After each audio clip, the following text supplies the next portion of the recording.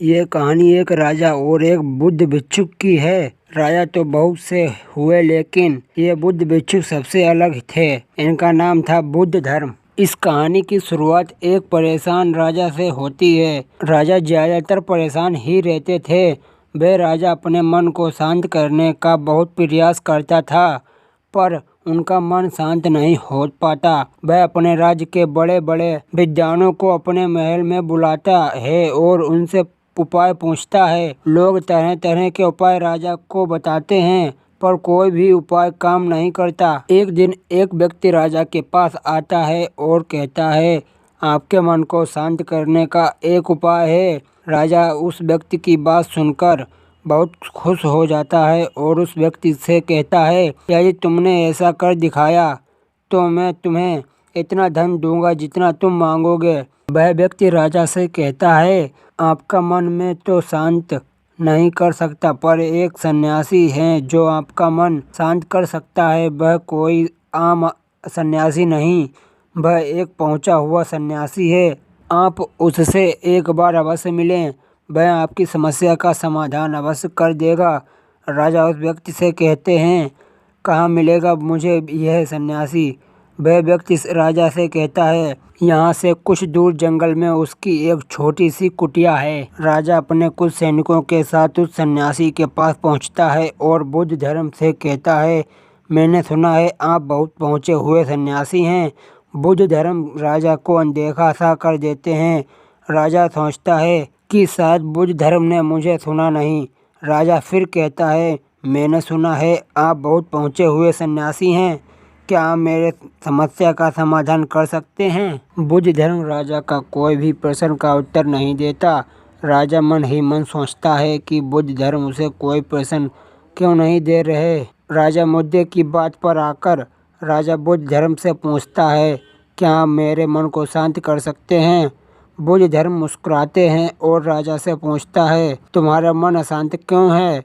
राजा कहता है, बस तो मेरे पास कोई भी चीज़ की कमी नहीं है। धन मेरे पास इतना है जिसका मुझे खुद अंदाजा नहीं। सभी सुख सुविधाएं हैं। राजा कहता है, वैसे तो मेरे पास कोई भी चीज़ की कमी नहीं है। धन मेरे पास इतना है जिसका मुझे खुद अंदाजा नहीं। सभी सुख सुविधाएं हैं।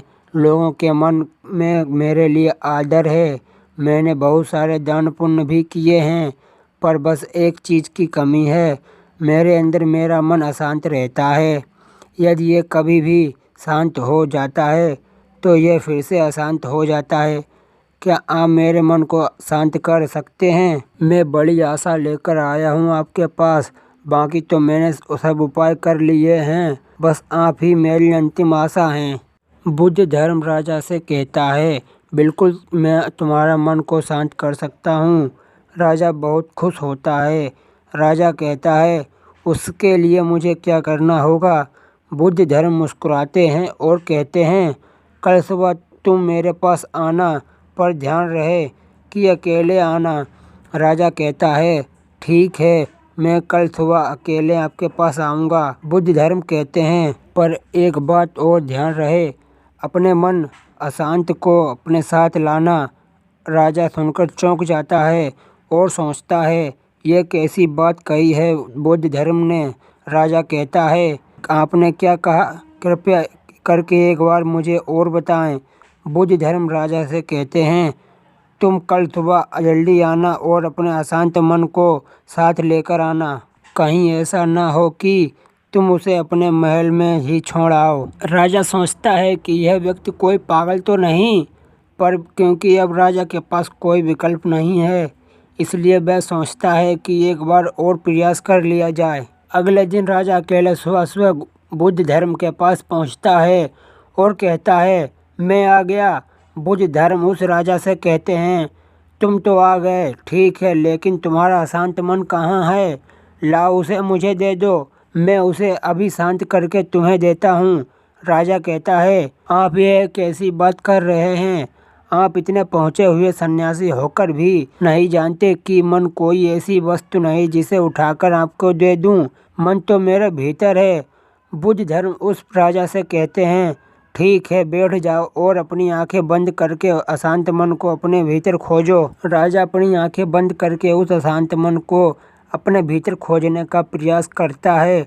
बहुत देर आंख बंद करके बैठे रहने के बाद बुद्धधर्म राजा के कंधे पर हाथ रखते हैं और कहते हैं, आंख खोलो। राजा अपनी आंखें खोलता है। बुद्धधर्म उस राजा से पूछते हैं, क्या तुम्हें तुम्हारा अशांत मन मिला?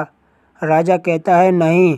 बुद्धधर्म राजा से कहते हैं, कोई बात नहीं, अब तुम कल प्रयास करना। आज के लिए इतनी खोज पर्याप्त थी। राजा अपने महल चला जाता है। अगले दिन सुबह राजा फिर बुद्धधर्म के पास आता है और वैसे ही करता है जैसे कल बुद्धधर्म ने करवाया था। राजा बैठता है और अपनी आंखें बंद कर लेता है और अपने उस अशांत मन को अपने भीतर ढूंढने का प्रयास करता है। बहुत देर तक राजा बैठता रहता है। बुद्धधर्म फिर से राजा के कंधे पर हाथ रखते हैं और कहते हैं, क्या तुम्हें तुम्हारा शांत मन मिला? राजा बड़ी शांत आवाज़ से बुद्धधर्म से कहता है, नहीं। बुद्धधर्म राजा से कहता है, कोई बात नहीं, आज के लिए इतना बहुत है, अब तुम कल आना। अगले दिन सुबह राजा फिर बुद्धधर्म के पास आया। वैसे ही करता है जैसे पूरे 2 दिन से कर रहा था। राजा बैठता है और अपनी आंखों को बंद कर लेता है और अपने उस शांत मन को ढूंढने का प्रयास करता है। इस बार बुद्धधर्म कंधे पर हाथ रखकर उसकी आंखें नहीं खुलवाते। राजा बस अपनी आंखों को बंद करके बैठा रहता है। काफी समय बीत जाता है। बुद्धधर्म राजा के पास बैठे रहते हैं। पूरा दिन बीत जाता है और पूरी रात बीत जाती है, पर राजा आंखें बंद करके अपने उस अशांत मन को ढूंढ रहा होता है। अगले दिन सुबह राजा की आंखें खुलती हैं और जैसे ही राजा की आंखें खुलती हैं, राजा अपने सिर को बुद्धधर्म के चरणों में रख देता है और कहता है, मुझे मेरा अशांत मन तो नहीं मिला, वहाँ पर शक्ति जरूर मिल गई जिसकी तलाश में मैं अब तक भटक रहा था। वह राजा की तरह आप भी अपनी मन की शक्ति को कहीं बाहर खोज रहे हैं। वह शक्ति कहीं बाहर नहीं, वह शक्ति अपने भीतर ही है। बस आपको ज़रूरत है उसे भीतर खोजने की। तो दोस्तों, आपको यह मोटिवेशनल स्टोरी एक बुद्ध भिक्षुक की कहानी कैसी लगी? कमेंट करके ज़रूर बताएं और अपने दोस्तों परिवारों में ज़रूर शेयर करें।